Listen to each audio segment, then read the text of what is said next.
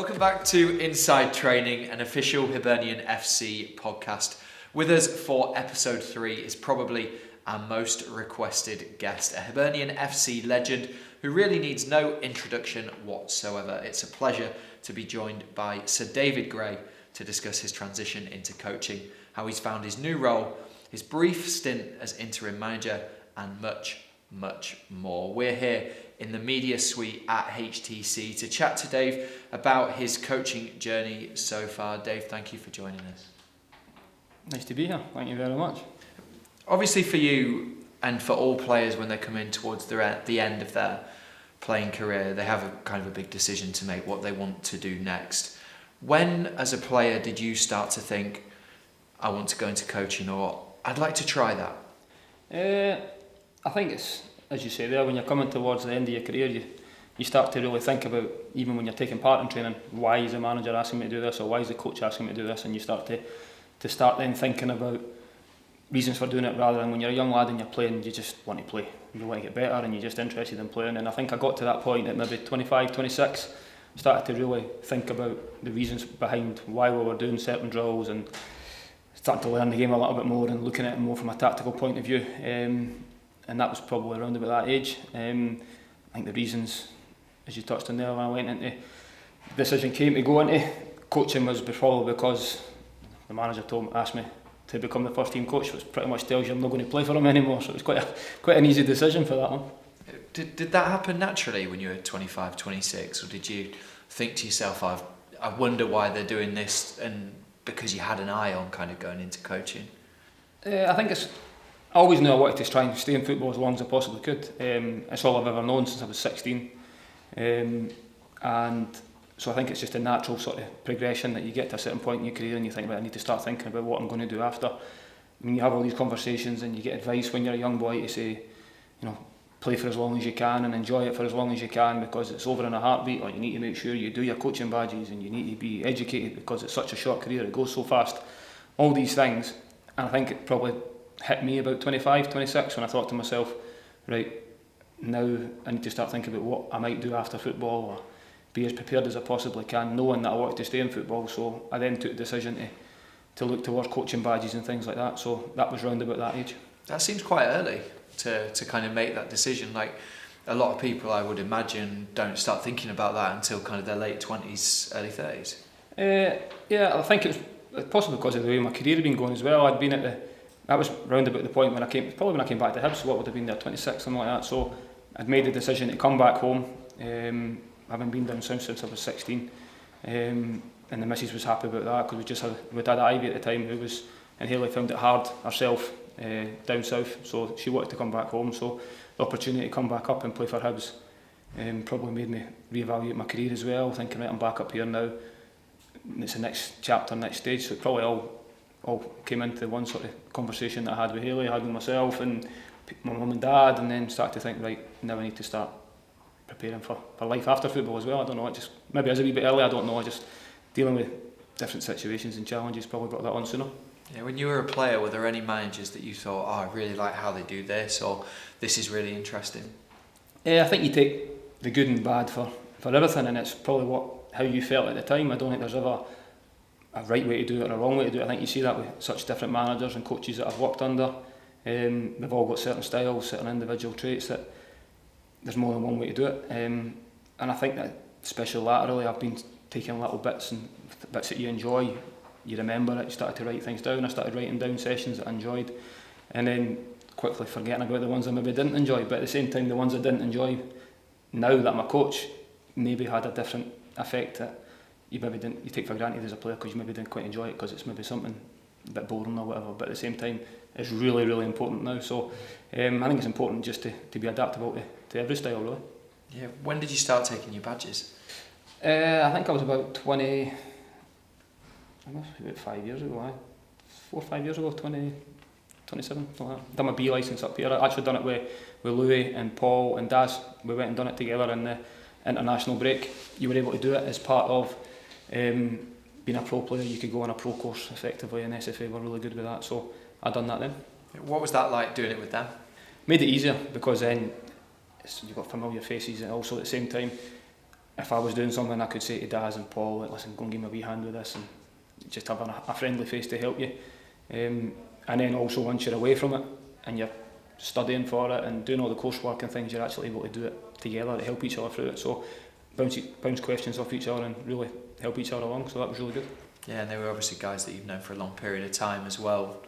When you kind of going through a transition and a change, like you did, obviously from being a player to a coach, they can almost help guide you through that as being someone that you can kind of speak to, be open and honest to when you might be having difficulties, because I can imagine going from being a player in the spotlight all the time to kind of a first team coach, it's quite hard mentally to deal with. Yeah, I think it definitely helped knowing the players. So I think if I'd just stopped playing and then went and took a job somewhere or had the opportunity to go and coach somewhere else, I think initially it's great because the lads know you, so you feel a bit more relaxed in their company. I think, but the flip side to that would be that straight away they're judging you probably and taking the mick out of you and winding you up and things like that. So I think that probably made it easier for me. But I think because I have got such a good group of lads that have been here, a lot of them have been here a long time and they knew me as players. So it did make it a lot easier for me especially the first couple of weeks, because I was really nervous. It was something I'd never done before, apart from your badges and stuff like that. So it was something that took a couple of weeks, and then at the same time, the coaching staff at the time, Potsy was brilliant with me, Jack Ross was great, and really gave me the time and allowed me to just slowly get used to it. It wasn't as if, right, you're the first team coach now, go and take training. It wasn't like that. I didn't have it like that. It was just slowly dripped in, which it really benefited me, I think. How did you find it, the transition from, like I say, like being a player, being on the pitch in front of thousands of supporters, to then going and kind of being in the backroom staff behind a manager? I just seen it as the opportunity that presented itself. So, as I said earlier, that I still felt I was able to play. So it was a decision where it was a big decision, because I was desperate to still keep playing, and the whole advice I've been given my whole career, and my dad would still say the same now, is play for as long as you can. You need to play for as long as you can. So to make the decision to stop playing when I was physically fit enough to play was a massive one for me. But it was more the opportunity that presented itself, and I know I've joked about it there, but the manager asked me to be the first team coach, so if I wanted to keep playing, I'd need to leave potentially to go and get the opportunities on the pitch, and I had no intentions of doing that really. It's not because I didn't want to leave, but I then thought to myself, if I leave, ultimately I want to be involved in coaching, and I'd love to be a manager one day and all these things. So the opportunity then it presented itself to then become first team coach at Hibs might be something I would never get again. So I had to balance all that up, and then obviously the relationship I already had with the current coaching team, the coaching team at the time, and the players, it made the transition really easy for me. So it was something I thought long and hard about, but at the same time I don't regret it at all, and I'm thoroughly enjoying it. Yeah, did you call on any advice from anyone during that period where you were thinking, like you say, whether you kind of carry on playing or look potentially elsewhere, or whether you do then call time on your playing career and make that next step? Yeah, a lot of people, to be honest. I spoke to a lot of the players here, actually, like say Daz and Paul and Louis, and spoke to them about it before I made the decision. Even Joe, I remember the first thing Joe said to me is, "Are you sure? You want to stop playing?" And I think once I'd already made my mind, to be honest, I'd already made my mind up before I spoke to all the players. It was more like a reassurance. I'd probably done that for just because I seen them as friends as well as players I'd obviously played with as well. So obviously mum and dad and my missus were heavily instrumental in it, and I've got a few trusted friends that I've known for a long time that I've played with, people who were here previously that I've kept in contact with, and just I think I just asked as many people as I could to make sure, but ultimately I knew myself what I wanted to do, and as I say, I'm delighted I made the decision, and I'm pushing on with it now. I'm learning every day, which is the most important thing. Yeah. What was it like that first match day when the lads run out and you're obviously not on the pitch with them? I think I was too busy running about trying to find bibs and balls and everything else, and wonder what I'm more worried about. Are they like dead cones in a straight line, all these things? So your attention just changes completely. Yeah. You don't stop and think. No, you don't stop to. No. And there's only been a couple of occasions where I've thought to myself, "Oh, I really wish I was playing today." There's been a couple of them recently, but at the same time, I think I was just once I'd had the reason I made the decision was because it was clear in my mind the opportunity that presented itself. So I've always been the type that if I'm going to do something, the reason I'm doing it for is to try and make myself as good as I can at it. So I thought, right, if I'm stop playing, put it to the side. I've done it for the right reasons. This is the reasons why I want to do it, and I'm going to dive into this as hard as I can and see how good I can be on this one and learn every single day and see how good I can get at that. Yeah, because you had some magnificent highs as a player. How does that compare to the highs of coaching, getting into the Premier Sports Cup final, for example? How does that semi-final compare from a coaching perspective to the highs of being a player? I think it's different. I think it's definitely a different buzz around it, but I think ultimately you've still got that because you are part of the coaching team. You are with the players every single day. You still massively feel part of it. So you do still, like, the defeats still hurt the same. When you win, it's still, you get the elation. You obviously don't get if you've ever scored a goal or any of these things, it's very hard to replicate that. But even just the little things, like if you've been working with a player, asking them to do certain things, and then you see them going and doing it, the reward you get from that as a coach has been really good. Things like set pieces and things, if it worked on and it comes off, not that they listen very much, to be honest. We need to keep hammering that one home. But just when things like that come off, it's really rewarding as a coach as well. So no, it's similar. I think it's the atmosphere, knowing the players and being in that environment, and then coming back as a coach, but still dealing with the same players. You still massively feel part of it, and I think that's credit to everyone involved with what's been built here.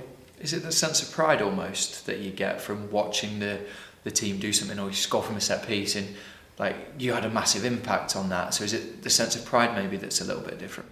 Possibly.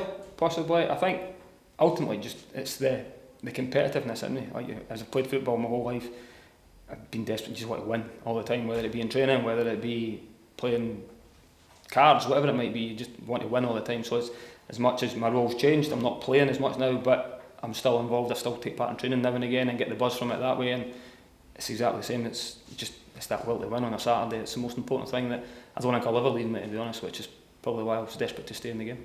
Yeah, I'm sure a lot of people that are listening to this and everything that's gone on this season can't quite believe that it's actually your first year as a coach. There's been so many changes, so many things. Like you said at the start, it was kind of a case of bedding in and getting used to things. How has your first season been for you? Because it has been turbulent. Yeah, it's been, absolutely. I think when I actually slow down and then strip it all back, I never really had a chance to do it. It was one thing after another. I think I was lucky in terms of the opportunity that presented itself initially.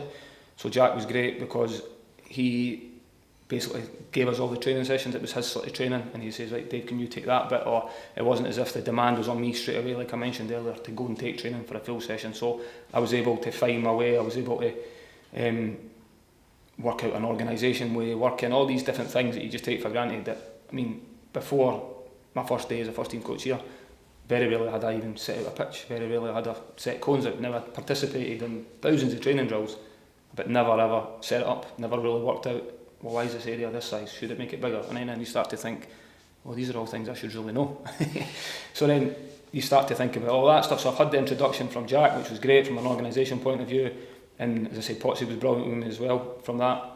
And then as I slowly got more and more involved and gave me more and more responsibility, which has then stood me in good stead now that with the current gaffer, he's basically just says, right, Dave, when you go and take a training, are you going to take a passing drill or whatever it might be, and I'm heavily involved and I'm enjoying it, and it's been brilliant for me from that point of view. So I think the bedding in process I had at the start has really helped me where I am now and gave me the confidence now that I'm able to go and do that, so it's been great. Did you have to kind of go away from the training centre and properly kind of look at how Jack wanted his sessions to be, the organisational structure, different drills at home, take a lot of time kind of away from the training ground to try and get yourself kind of in that mindset and up to speed? Yeah, I think you do that naturally. I think it's like anything. So if you're a player, you would maybe study players that you play you're playing against, or someone you're inspiring to play like. You look at some videos and you think, right, well, that was brilliant. Everybody watches football for different reasons.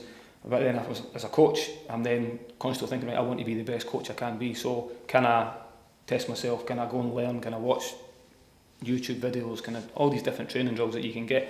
The access you've got to now is unbelievable. So you can get that from anywhere. And as I said, Jack was very structured in all the sessions. He gave me all these sessions, so I was able to go away and study them. And then even when you're watching training, you start to think, well, maybe we could have done that, or maybe there's serves from a different area. Just wee things that you can add to it.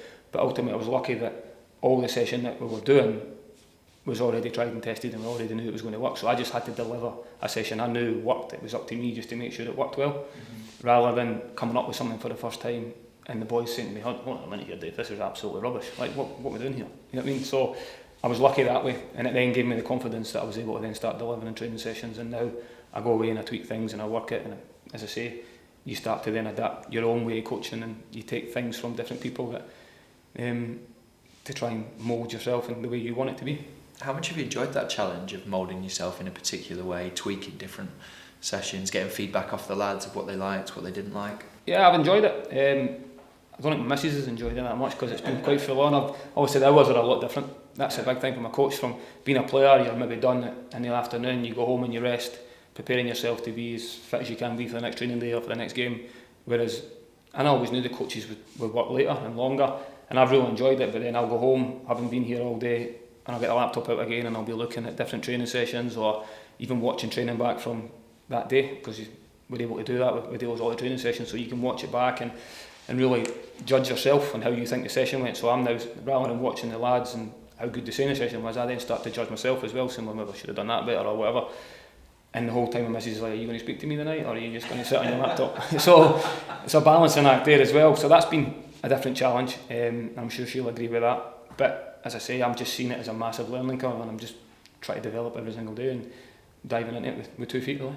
Everyone says, don't they, when you kind of become a coach or a manager, it's 24/7, it's so intense. Yeah, it's really full on. And as soon as the whistle goes, you're already starting to think about the next game. That's straight. It's like after our both, we're already sitting after games. The game was really good, everything was great. Then you're on the bus on the way home, your attention already turns to Ross County. That's just what happens, and it's great. You start to think about the good things that happened in the game, where we definitely need to improve before the next game, or players that maybe picked up knocks, wonder how he's going to be, what are you going to do if he doesn't make it. And it's never ending. It's really full on, but as I say, it's something I'm delighted with it, and I'm really enjoying it.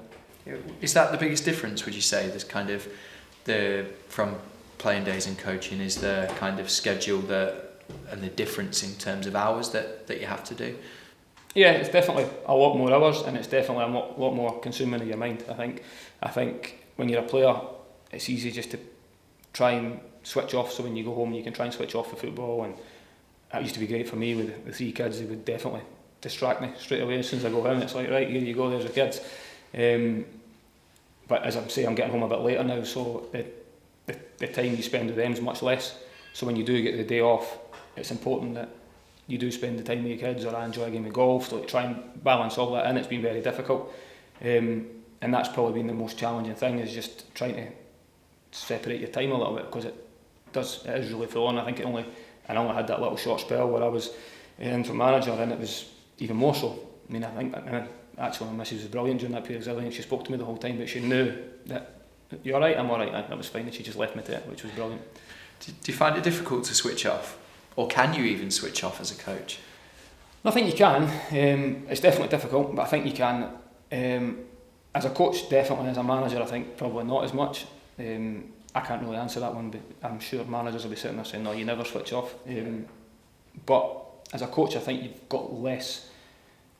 Well, you've still got not the same responsibility, because it's not your head on the line, so to speak, but you are constantly thinking about ways in which you can improve the players, ways in which you improve yourself, and maybe even just watching games, because it might be opponents coming up or opportunity. Like there's games last night, there was games on the telly again, and then you're looking at the draw, and then you start to think. So it is never ending. It's brilliant. So it's why we love the game, to be honest.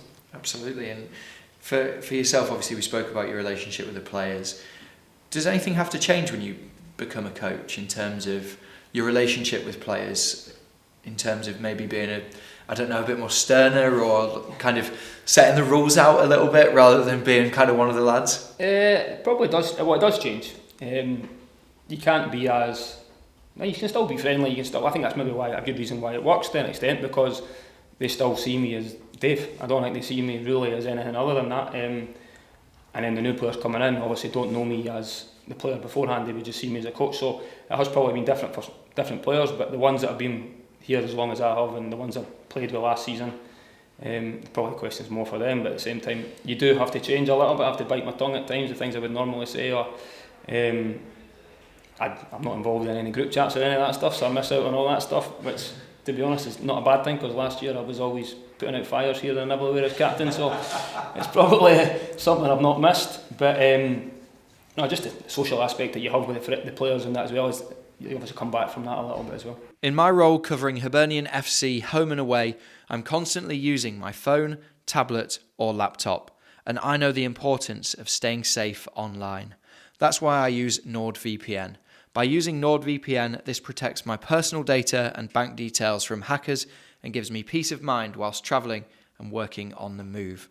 Thanks to our great partnership with NordVPN, you can grab your exclusive deal by going to nordvpn.com/Hibs or use the code Hibs to get a huge discount off your NordVPN plan, an additional month for free and a bonus gift.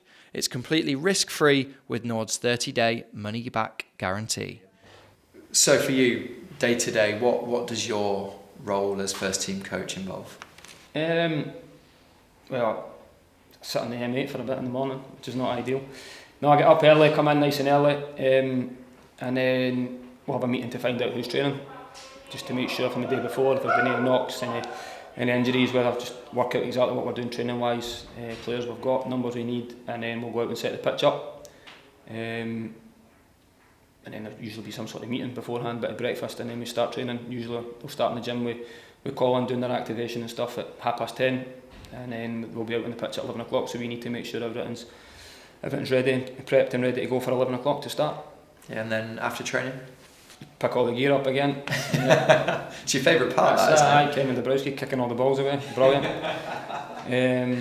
No, to be fair, the lads are really good with that as well, especially the younger ones. They always help out with picking all the gear up and stuff, so it's just something you do as a younger player, you always help out. So you put everything back and then you come in, you have your lunch, and then if there's another session or individual work that you can do with players, or a lot of looking at videos and looking at, so from yesterday you'd be looking at clips from the game against Arbroath and things like that, and then moving on to Ross County, and then your attention changes to them. So it's probably the afternoons is more spent preparing for the next day and for opponents coming up. Yeah, you mentioned kind of working with players individually as well. How much have you enjoyed that aspect, working with defenders, the likes of Porto, Josh Doig, Rocky, all young, ambitious, hungry defenders?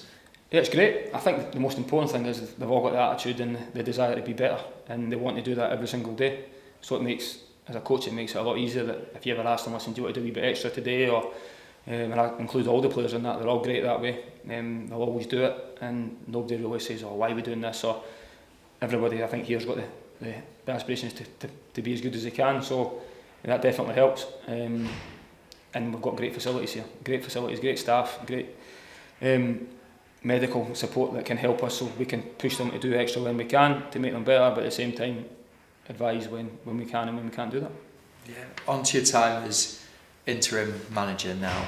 I can imagine for you at that point, or even at the start of the season, you'd never have expected to be in that position where you have to lead out a team, where you are kind of the main man as such. How did you find that experience, first of all?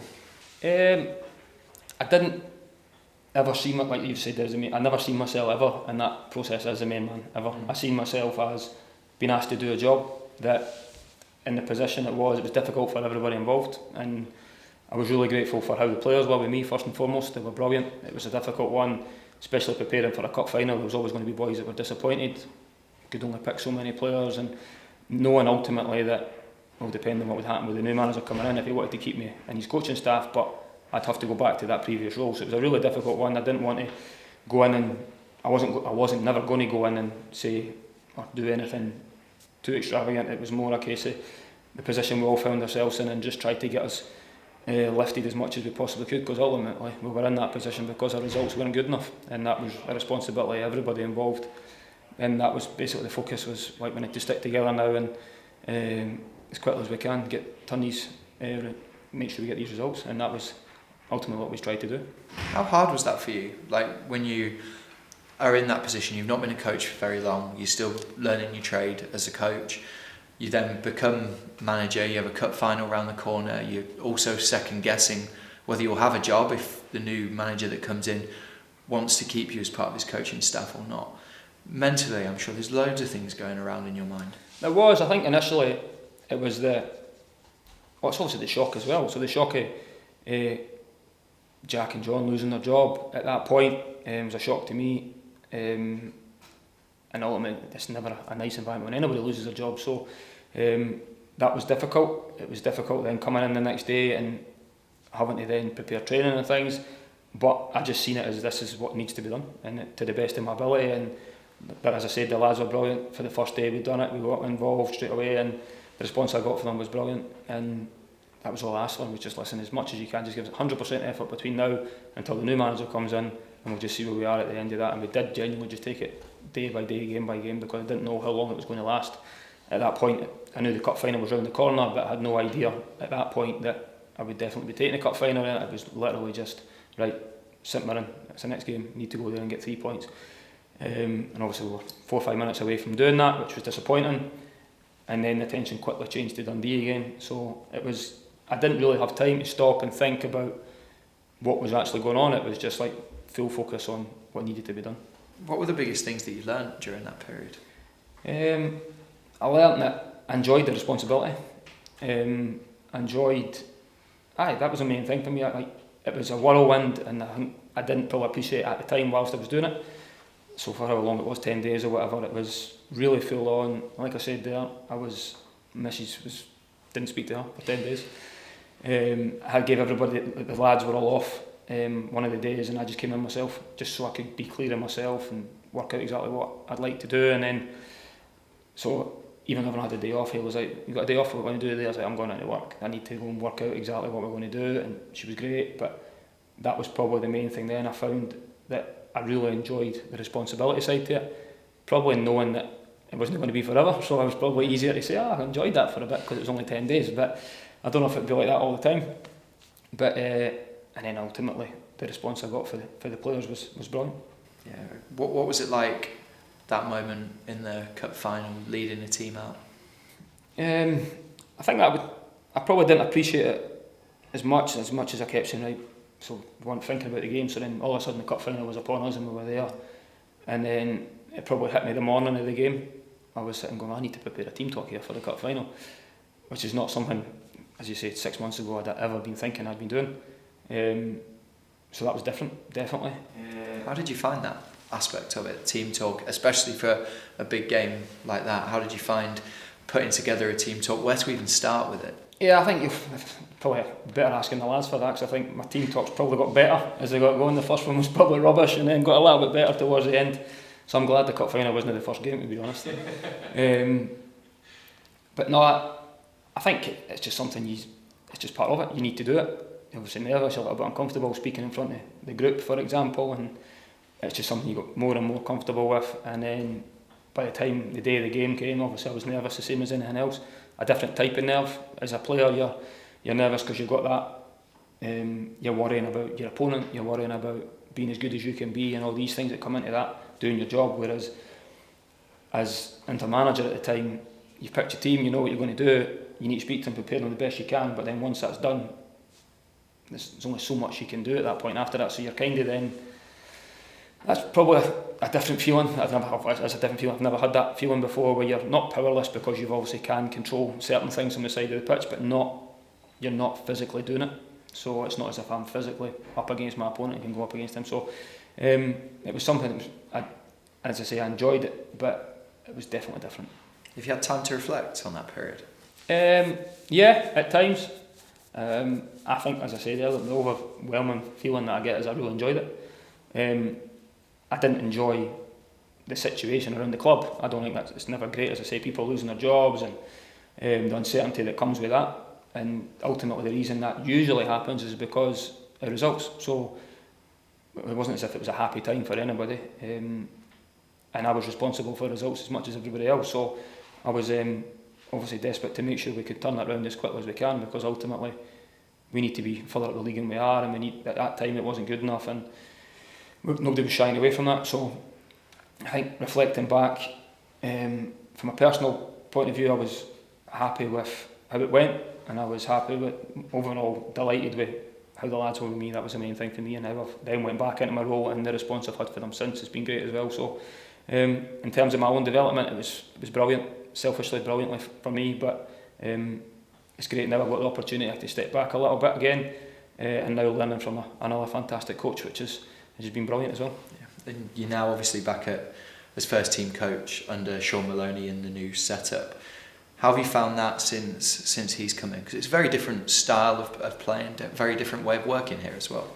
Yeah, it's been brilliant. As I say, from the first day he came in, he was brilliant with me. He says, listen, that's a big part of what we're doing here. He obviously brought some members of staff in with him as well, who've been great. And every day in training, he wants to test us as well. So it's not as if he's just saying, there's training, this is what we're doing today. It's a discussion every morning. What would you like to do today? We want to improve the players. What do you think went well from the weekend? What can we improve on this week? So it is very much a collective, what we want to do. And then I'm always learning from what the manager delivers, what Gaz delivers and Valerio delivers every day. It's a different voice all the time. But ultimately the manager, when he's coaching, it's fantastic to watch. And again, I just see it as a massive learning opportunity for me to improve myself as a coach. How quick did you kind of grasp his new methods? Because obviously he brings in his entire coaching team. Gary, Valerio are all able to kind of take those sessions and lead on them straight away. Yourself, obviously, you have to kind of play catch up almost because there's new methods, new style.